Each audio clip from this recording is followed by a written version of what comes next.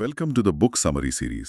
इस सीरीज में हम स्टैंडर्ड बुक से यूपीएससी के लिए सबसे इंपॉर्टेंट स्टैटिक टॉपिक्स को शॉर्ट और क्रिस्प तरीके से कवर करेंगे। You are watching UPSC civil 360। Just plug in and stay UPSC ready. Today's topic is parliament, chapter 22, part 1 from the book Indian polity by M Laxmikanth. इस topic का summary notes के लिए हमारा Telegram channel join करें, link description में है। So let's dive deep into the topic. तो आज हम एक्सप्लोर कर रहे हैं इंडियन पार्लियामेंट को। ये हमारे यूनियन गवर्नमेंट का कह सकते हैं लेजिस्लेटिव ऑर्गन है, और इसका स्ट्रक्चर वो काफी हद तक ब्रिटिश वेस्टमिंस्टर मॉडल से इंस्पायर्ड है। हाँ, इंस्पायर्ड है, लेकिन इसमें अपनी यूनिक इंडियन कैरेक्टरिस्टिक्स भी हैं, ये याद रखना जरूरी है। राइट। कॉन्स्टिट्यूशन के पार्ट 5 में आर्टिकल 79 से 122 स्पेसिफिकली पार्लियामेंट से डील करते हैं। अब अगर हम इसकी ऑर्गेनाइजेशन यानी कॉम्पोजिशन की बात करें तो इसमें आते हैं प्रेसिडेंट, फिर लोकसभा यानी हाउस ऑफ पीपल, और राज्यसभा यानी काउंसिल ऑफ स्टेट्स। ये तीनों मिलकर पार्लियामेंट बनता है। Okay, let's unpack the details. President से शुरू करते हैं, उनका रोल क्या है? बिल्कुल, देखिए, ये समझना इम्पोर्टेंट है कि पार्लियामेंट का मतलब सिर्फ लोकसभा और राज्यसभा नहीं है। प्रेसिडेंट भी पार्लियामेंट का एक इंटीग्रल पार्ट है। हाँ, पर ये थोड़ा कंफ्यूजिंग लगता है, क्योंकि प्रेसिडेंट तो किसी भी हाउस के मेंबर नहीं है, ना ही वो पार्लियामेंट की मीटिंग्स में बैठते हैं। सही कहा, वो मेंबर नहीं है और मीटिंग्स में नहीं आते। तो फिर इंटीग्रल पार्ट कैसे हुए? ऐसा क्यों है? इसका सबसे बड़ा रीजन है लेजिस्लेटिव प्रोसेस। कोई भी बिल जो दोनों हाउसेस से पास हो गया हो, वो तब तक लॉ या एक्ट नहीं बन सकता जब तक प्रेसिडेंट उस पर अपनी असेंट मतलब अपनी मंजूरी ना दे दें।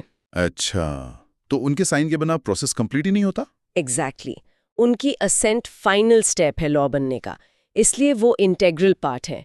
इसके अलावा भी उनके कुछ इंपॉर्टेंट लेजिस्लेटिव फंक्शंस हैं। जैसे और क्या फंक्शंस हैं उनके? वो पार्लियामेंट का सेशन समन करते हैं, मतलब बुलाते हैं, सेशन को प्रोरोग करते हैं यानी सेशन को एंड करते हैं, दोनों हाउसेस को एड्रेस भी करते हैं, जैसे हर साल के पहले सेशन में और जनरल इलेक्शन के बाद।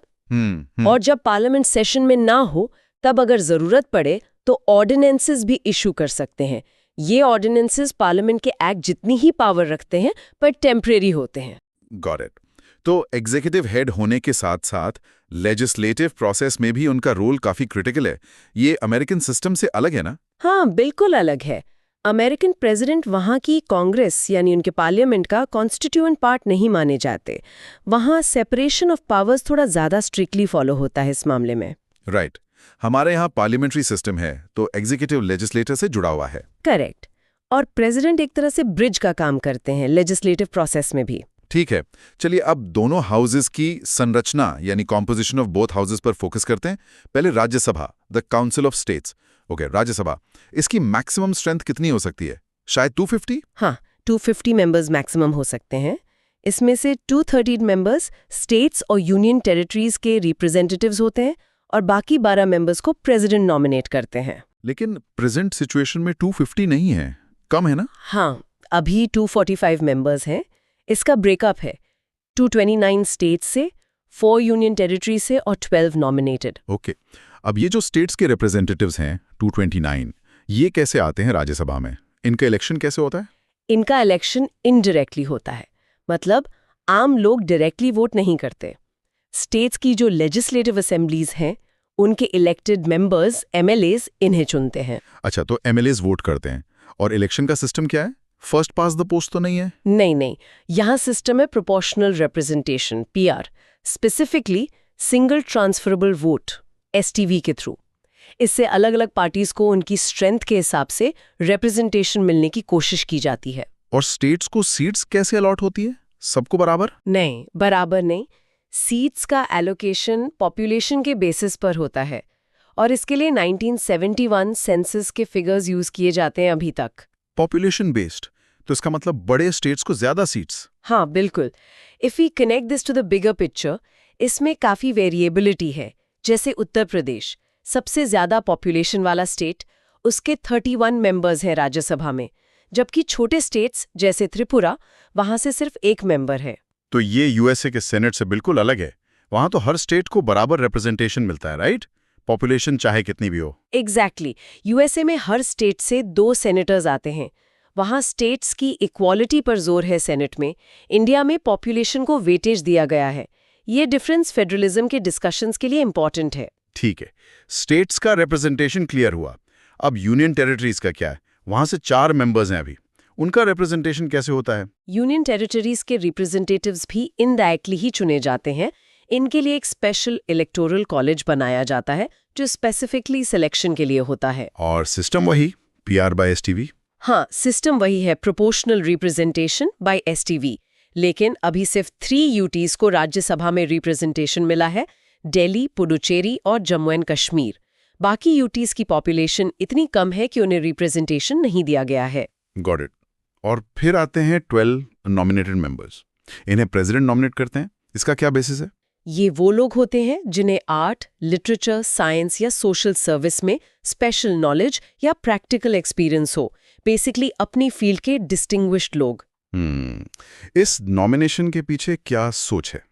क्यों रखा गया ये प्रोविजन? आइडिया ये है कि ऐसे लोग जो शायद इलेक्शन लड़ने के प्रोसेस से ना गुजरना चाहें, उनकी एक्सपर्टीज का फायदा पार्लियामेंट के डिबेट्स को मिले। उनकी इनसाइट्स वैल्यूएबल हो सकती हैं। This raises an important point.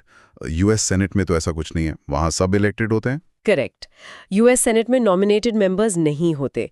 एक और चीज, कॉन्स्टिट्यूशन का 4th शेड्यूल है जो स्टेट्स और यूटीज को राज्यसभा में सीट्स के एलोकेशन से डील करता है। ये याद रखने लायक फैक्ट है। 4th schedule noted. चलिए, राज्यसभा की कंपोजिशन अब क्लियर है। अब आते हैं दूसरे हाउस पर, Lok Sabha, the house of people. Lok Sabha यानी हाउस ऑफ पीपल, इसकी मैक्सिमम स्ट्रेंथ कितनी है? पहले 542 थी, राइट? हाँ, पहले 542 थी। उसमें 530 स्टेट्स से, 20 यूटीज से और 2 एंग्लो इंडियन कम्युनिटी से प्रेसिडेंट नॉमिनेट करते थे। लेकिन अब एक इम्पॉर्टेंट चेंज है। 104th कॉन्स्टिट्यूशनल अमेंडमेंट एक्ट 2019 ने एंग्लो इंडियन नॉमिनेशन को बंद कर दिया है। अच्छा, तो अब 2 एंग्लो इंडियंस नॉमिनेट नहीं होते? नहीं, तो अब इफेक्टिवली मैक्सिमम स्ट्रेंथ 550 हो गई है। लेकिन प्रेजेंट सिचुएशन में लोकसभा में 543 मेंबर्स हैं। इसमें से 530 स्टेट से हैं और 13 यूनियन टेरिटरी से। ओके, और इनका इलेक्शन कैसे होता है? राज्यसभा से अलग होगा? हाँ, बिल्कुल अलग। लोकसभा मेंबर्स का इलेक्शन डायरेक्टली होता है। लोग यानी वोटर्स अपनी अपनी टेरिटोरियल कॉन्स्टिट्यूएंसी से सीधे अपने MP को चुनते हैं। डायरेक्ट इलेक्शन यानी यूनिवर्सल अडल्ट फ्रैंचाइज अप्लाई होता है? एग्जैक्टली।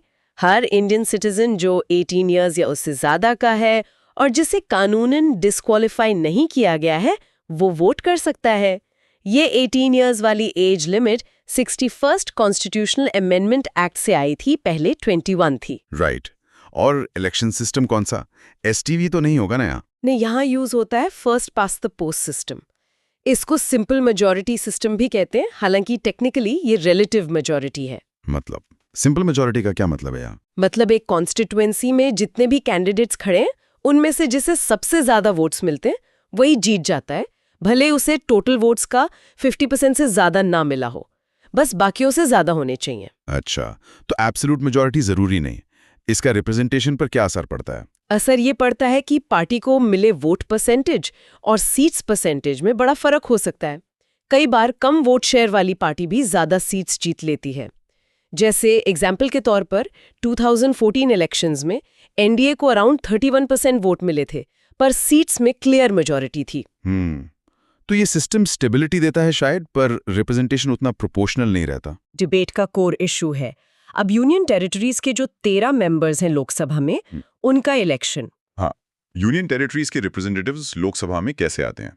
इसके लिए कॉन्स्टिट्यूशन ने पार्लियामेंट को एम्पावर किया है कि वो लॉ बनाकर तरीका डिसाइड करें, और पार्लियामेंट ने union territories direct election to the house of the people act 1965 बनाया है। तो उस एक्ट के हिसाब से क्या होता है? उस एक्ट के हिसाब से यूटीज के रिप्रेजेंटेटिव्स भी वहां के लोग डायरेक्टली ही चुनते हैं, बिल्कुल स्टेट्स की तरह, और इलेक्शन सिस्टम भी वही first past the post FPTP है। ओके, अब ये जो डायरेक्ट इलेक्शंस होते हैं, इनके लिए टेरिटोरियल कॉन्स्टिट्यूएंसीज बनाई जाती हैं। इसका क्या सिस्टम है? हाँ, पूरे देश को कॉन्स्टिट्यूएंसीज में डिवाइड किया जाता है। इसके लिए कॉन्स्टिट्यूशन में 2 मेन प्रोविजंस हैं। पहला, स्टेट्स को लोकसभा सीट्स इस तरह अलॉट की जाती हैं कि हर स्टेट के लिए जिनकी पॉपुलेशन 6 मिलियन से ज्यादा है, नंबर ऑफ सीट्स और उसकी पॉपुलेशन का रेशियो लगभग सेम रहे। ताकि रिप्रेजेंटेशन पॉपुलेशन के प्रोपोर्शन में हो। करेक्ट। और दूसरा प्रोविजन स्टेट के अंदर कॉन्स्टिट्यूएंसीज के डिवीजन से रिलेटेड है। हर स्टेट को कॉन्स्टिट्यूएंसीज में ऐसे बांटा जाता है कि हर कॉन्स्टिट्यूएंसी की पॉपुलेशन और उसको अलॉट की गई सीट, जो लोकसभा में एक ही होती है, का रेशियो पूरे स्टेट में लगभग सेम रहे। इससे 1 पर्सन 1 वोट 1 वैल्यू इंश्योर करने की कोशिश है। हमने 3 इलेक्शन सिस्टम्स की बात की, FPTP, PR और STV। इनका एक क्विक कंपैरिजन हो जाए। इंडिया में कहाँ कौन से यूज होता है, ये क्लियर करना इंपॉर्टेंट है। जरूर। देखिए, FPTP first pass the post जो हम लोकसभा और स्टेट असेंबली इलेक्शंस में यूज करते हैं, इसमें सिंपल है, विनर टेक्स ऑल। जिसे सबसे ज्यादा वोट मिले वो जीता। मेजॉरिटी 50% से कम भी हो सकती है। ये स्टेबल गवर्नमेंट देता है, पर वोट्स वेस्ट हो सकते हैं और रिप्रेजेंटेशन प्रोपोर्शनल नहीं होता। राइट। और PR? प्रोपोर्शनल रिप्रेजेंटेशन का एम है कि पार्टीज को पार्लियामेंट में सीट्स उनके वोट शेयर के हिसाब से मिले। इसके कई तरीके हैं। ये रिप्रेजेंटेशन को फेयर बनाता है, पर इससे कॉलिशन गवर्नमेंट ज्यादा बन सकती हैं, जो कभी-कभी अनस्टेबल हो सकती हैं। और STV? Single transferable vote PR का ही एक फॉर्म है।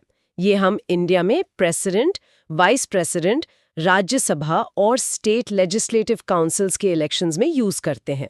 इसमें वोटर्स कैंडिडेट्स को प्रेफरेंस में रैंक करते हैं, वोट्स ट्रांसफर होते हैं, वेस्टेज कम होता है, थोड़ा कॉम्प्लेक्स है, पर प्रोपोर्शनल रिप्रेजेंटेशन बेहतर होता है। Perfect summary. ये क्लैरिटी इंपॉर्टेंट है। अब आगे बढ़ते हैं दोनों हाउसेज के ड्यूरेशन यानी कार्यकाल पर। पहली राज्यसभा। राज्यसभा को परमानेंट हाउस कहते हैं या कंटिन्यूइंग चेंबर। इसका मतलब ये कभी डिसॉल्व नहीं होती पूरी तरह से। हाँ, ये लोकसभा की तरह डिसॉल्व नहीं होती, लेकिन इसके मेंबर्स का टर्म फिक्स्ड है। हर सेकेंड ईयर इसके 1/3 मेंबर्स रिटायर हो जाते हैं, उनकी जगह नए मेंबर्स आ जाते हैं। ये साइकिल चलता रहता है। तो मेंबर्स का टर्म कितना हुआ और क्या वो रीइलेक्ट हो सकते हैं? पीपल एक्ट यानी RPA 1951 में फिक्स किया है कि राज्यसभा मेंबर का टर्म 6 साल का होगा। और हाँ, रिटायर होने वाले मेंबर्स री-इलेक्शन और री-नॉमिनेशन के लिए एलिजिबल हैं, कितनी भी बार। ओके, 6 साल का टर्म, स्टैगर्ड रिटायरमेंट, कॉन्टिन्यूटी बनी जाती है। अब लोकसभा का ड्यूरेशन? लोकसभा का नॉर्मल टर्म 5 साल का होता है। उसकी पहली मीटिंग की डेट से काउंट होता है ये। लेकिन राज्यसभा के अनलाइक लोकसभा डिसोल्यूशन के सब्जेक्ट है। मतलब 5 साल से पहले भी डिसॉल्व हो सकती है? हाँ, 2 सिचुएशंस में। एक तो 5 साल पूरे होने पर ऑटोमेटिकली डिसॉल्व हो जाती है। दूसरा, प्रेसिडेंट प्राइम मिनिस्टर की एडवाइस पर लोकसभा को 5 साल पूरे होने से पहले भी डिसॉल्व कर सकते हैं। और क्या इसका टर्म 5 साल से बढ़ाया जा सकता है? हाँ, एक खास सिचुएशन में, अगर देश में नेशनल इमरजेंसी लगी हो, तो पार्लियामेंट लॉ बनाकर लोकसभा का टर्म एक बार में 1 ईयर के लिए एक्सटेंड कर सकती है। ऐसा कितनी भी बार कर सकते हैं जब तक इमरजेंसी है। लेकिन इमरजेंसी खत्म होने के 6 महीने के अंदर इलेक्शंस करवाने ही होंगे। क्लियर। अब एक बहुत important topic, membership of parliament. MP बनने के लिए क्वालिफिकेशंस क्या चाहिए? कॉन्स्टिट्यूशन कुछ बेसिक क्वालिफिकेशंस बताता है। पहला, ऑब्वियसली सिटीजन ऑफ इंडिया होना चाहिए। हाँ। दूसरा, इलेक्शन कमीशन द्वारा ऑथराइज पर्सन के सामने 3rd शेड्यूल वाली ओथ या एफर्मेशन लेनी होगी। तीसरा, एज, राज्यसभा के लिए कम से कम 30 इयर्स और लोकसभा के लिए कम से कम 25 इयर्स। और चौथा, ऐसी अदर क्वालिफिकेशंस जो पार्लियामेंट ने लॉ बनाकर प्रिस्क्राइब की हों। और पार्लियामेंट ने रिप्रेजेंटेशन ऑफ पीपल एक्ट 1951 में क्या क्वालिफिकेशंस जोड़ी है? RAPI 1951 कहता है कि MP बनने के लिए पर्सन को किसी न किसी पार्लियामेंट्री कॉन्स्टिट्यूएंसी में इलेक्टर के रूप में रजिस्टर्ड होना चाहिए। मतलब वोटर लिस्ट में नाम होना जरूरी है। ओके। और अगर कोई रिजर्व सीट SC/ST से इलेक्शन लड़ना चाहता है, तो उसे उस स्टेट या UT में उस SC/ST कम्युनिटी का मेंबर होना चाहिए जिसके लिए सीट रिजर्व्ड है। लेकिन SC/ST मेंबर जनरल सीट से भी लड़ सकते हैं। ठीक है, क्वालिफिकेशंस हो गई। अब डिस्क्वालिफिकेशंस पर आते हैं। पहले कॉन्स्टिट्यूशन वाले ग्राउंड्स। हाँ, कॉन्स्टिट्यूशन का आर्टिकल 102 कुछ ग्राउंड्स बताता है जिनके बेसिस पर कोई MP डिस्क्वालीफाई हो सकता है। 1, अगर वो यूनियन या स्टेट गवर्नमेंट के अंडर कोई ऑफिस ऑफ प्रॉफिट होल्ड करता है, मिनिस्टर्स या कुछ एग्जेम्प्ट पोस्ट को छोड़कर। ऑफिस ऑफ प्रॉफिट, ये इंपॉर्टेंट कॉन्सेप्ट है। 2, अगर वो अनसाउंड माइंड का है और कोर्ट ने ऐसा डिक्लेयर किया है। 3, अगर वो अनडिस्चार्ज्ड इंसॉल्वेंट है। मतलब दिवालिया। हाँ। 4, अगर वो इंडिया का सिटीजन नहीं रहा या उसने किसी फॉरेन स्टेट की सिटीजनशिप ले ली है या अलीजेंस बदल ली है। 5, अगर वो पार्लियामेंट के बनाए किसी लॉ के अंडर डिस्क्वालीफाई हो गया है। और इसी 5th पॉइंट के बेसिस पर पार्लियामेंट ने आरपीए 1951 में और ग्राउंड्स ऐड किए हैं, राइट? वो कौन से हैं? ये लिस्ट थोड़ी लंबी है शायद। हाँ, आरपीए 1951 में काफी ग्राउंड्स हैं। कुछ मेन बता देती हूँ। 1, अगर इलेक्शन में करप्ट प्रैक्टिसेस का दोषी पाया जाए। 2, अगर किसी ऑफेंस में कन्विक्शन हो और 2 या उससे ज्यादा की सजा हुई हो। प्रिवेंटिव डिटेंशन इसमें नहीं आता। ये 2 साल वाला पॉइंट काफी चर्चा में रहता है। बिल्कुल। 3, अगर टाइम पर इलेक्शन एक्सपेंसेस का अकाउंट फाइल ना करें। 4, अगर गवर्नमेंट कॉन्ट्रैक्ट्स, वर्क्स या सर्विसेज में कोई इंटरेस्ट हो। Conflict of interest basically. हाँ। 5, अगर किसी ऐसे कॉर्पोरेशन में डायरेक्टर या मैनेजिंग एजेंट या ऑफिस ऑफ प्रॉफिट होल्ड करे जिसमें गवर्नमेंट का 25% या ज्यादा स्टेक हो। 6, अगर करप्शन या डिसलॉयल्टी के लिए गवर्नमेंट सर्विस से डिसमिस किया गया हो। 7, अगर ग्रुप्स के बीच दुश्मनी बढ़ाने, एनमिटी प्रमोट या ब्राइबरी के लिए कन्विक्टेड हो। 8, या सती जैसे सोशल क्राइम्स को प्रीच या प्रैक्टिस करने के लिए पनिश हुआ हो। बाप रे, काफी डिटेल लिस्ट है। अच्छा, इन ग्राउंड्स पर कॉन्स्टिट्यूशन या आरपीए वाले डिस्क्वालिफिकेशन का फाइनल डिसीजन कौन लेता है? प्रेसिडेंट? हाँ। इन ग्राउंड्स पर अगर सवाल उठता है तो डिसीजन प्रेसिडेंट लेते हैं, लेकिन प्रेसिडेंट को इसमें इलेक्शन कमीशन की ओपिनियन लेनी पड़ती है और वो ओपिनियन प्रेसिडेंट पर बाइंडिंग होती है। ओके, इलेक्शन कमीशन का रोल यहाँ क्रूशियल है। अब एक और इंपॉर्टेंट डिस्क्वालिफिकेशन ग्राउंड है जो अलग से है, डिफेक्शन यानी दल बदल, 10th शेड्यूल। इसके ग्राउंड्स क्या हैं? हाँ, एंटी डिफेक्शन लॉ, ये भी इंपॉर्टेंट है। इसके 4 मेन ग्राउंड्स हैं। पहला, अगर कोई मेंबर वॉलंटरीली अपनी पॉलिटिकल पार्टी की मेंबरशिप छोड़ दे जिसके टिकट पर वो जीता था। वॉलंटियरली छोड़ दे। वॉलंटरीली छोड़ दे, ठीक है। दूसरा, अगर वो अपनी पार्टी के डायरेक्शन यानी विप के अगेंस्ट वोट करे या वोट से एब्सटेन करे और पार्टी उसे 15 दिन में माफ ना करे। विप फॉलो ना करने पर। तीसरा, अगर कोई इंडिपेंडेंटली इलेक्टेड मेंबर इलेक्शन के बाद कोई पॉलिटिकल पार्टी ज्वाइन कर ले। इंडिपेंडेंट जीतने के बाद पार्टी ज्वाइन करना। चौथा, अगर कोई नॉमिनेटेड मेंबर शपथ लेने के 6 महीने बाद कोई पॉलिटिकल पार्टी ज्वाइन कर ले। पहले 6 महीने में कर सकता है। अच्छा, नॉमिनेशन के लिए 6 महीने की विंडो है। ओके। और इस ग्राउंड पर यानी डिफेक्शन पर डिस्क्वालिफिकेशन का डिसीजन कौन लेता है, प्रेसिडेंट या कोई और? यह रेफरेंस है। डिफेक्शन के केस में डिसीजन हाउस का प्रिसाइडिंग ऑफिसर लेता है, मतलब लोकसभा में स्पीकर और राज्यसभा में चेयरमैन। तो ये प्रेसिडेंट के पास नहीं जाता? नहीं। और प्रिसाइडिंग ऑफिसर का डिसीजन जुडिशियल रिव्यू के अंडर आता है। सुप्रीम कोर्ट ने कीहोतो हॉलोहन केस में ये क्लियर किया था। गॉट इट, ये डिस्टिंक्शन इंपॉर्टेंट है। अब आते हैं वेकेटिंग ऑफ सीट्स पर। सीट कब कब खाली हो जाती है? सीट वेकेट होने के भी कई रीजंस हैं, जैसे 1, डबल मेंबरशिप। अगर कोई दोनों हाउसेस के लिए इलेक्ट हो जाए तो 10 दिन में चूज करना पड़ता है, वरना राज्यसभा सीट वेकेंट। अगर एक हाउस का मेंबर दूसरे के लिए इलेक्ट हो तो पहले हाउस की सीट वेकेंट। एक ही हाउस में 2 सीट जीतने पर एक चूज करनी पड़ती है। पार्लियामेंट और स्टेट लेजिस्लेचर दोनों के लिए इलेक्ट होने पर 14 डेज में स्टेट सीट से रिजाइन करना होता है, वरना पार्लियामेंट सीट वेकेंट। ये रूल्स कंफ्यूजन अवॉइड करने के लिए हैं। हाँ। 2, डिस्क्वालिफिकेशन। अगर मेंबर किसी भी ग्राउंड पर कॉन्स्टिट्यूशन, आरपीए, डिफेक्शन, डिस्क्वालीफाई हो जाए। 3, रेजिग्नेशन।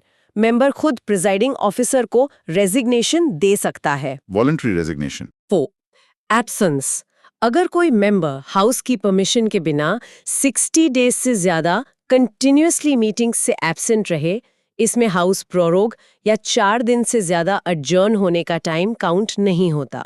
हाउस उसकी सीट वेकेंट डिक्लेयर कर सकता है। 60 डेज की एब्सेंस बिना परमिशन के। ठीक है। 5, अदर केसेस, जैसे अगर कोर्ट इलेक्शन को वॉइड डिक्लेयर कर दे या हाउस मेंबर को एक्सपेल कर दे या वो प्रेसिडेंट, वाइस प्रेसिडेंट या गवर्नर बन जाए। इसमें एक पॉइंट था कि कॉन्स्टिट्यूशन में डिस्क्वालिफाइड पर्सन के इलेक्शन को वॉइड करने का प्रोविजन नहीं है directly. What's fascinating here is हाँ, ये आरपीए 1951 के अंडर होता है। हाई कोर्ट्स इलेक्शन पिटिशंस पर सुनवाई करके इलेक्शन वॉइड डिक्लेयर कर सकते हैं, जिसकी अपील सुप्रीम कोर्ट में होती है। कॉन्स्टिट्यूशन डायरेक्टली नहीं कहता है। ओके, अगला पॉइंट है ओथ और एफर्मेशन, शपथ लेना। ये कब होता है? पार्लियामेंट में अपनी सीट लेने से पहले हर मेंबर को प्रेसिडेंट या उनके द्वारा अपॉइंट किए गए पर्सन, जैसे प्रोटेम स्पीकर, के सामने ओथ या एफर्मेशन लेना कंपलसरी है। इसका फॉर्मेट 3rd शेड्यूल में दिया गया है। इस ओथ में क्या होता है बेसिकली? इसमें मेंबर शपथ लेता है कि वो कॉन्स्टिट्यूशन के प्रति सच्ची श्रद्धा और निष्ठा रखेगा, इंडिया की सॉवरेनिटी और इंटेग्रिटी बनाए रखेगा और अपनी ड्यूटीज को फेथफुली डिस्चार्ज करेगा। और अगर कोई बिना ओथ लिए प्रोसीडिंग्स में पार्टिसिपेट करे तो वो हाउस में वोट नहीं कर सकता, पार्टिसिपेट नहीं कर सकता और उसे पार्लियामेंट्री प्रिविलेजेस भी नहीं मिलते, बल्कि पेनल्टी भी लग सकती है, 500 रुपीस पर डे।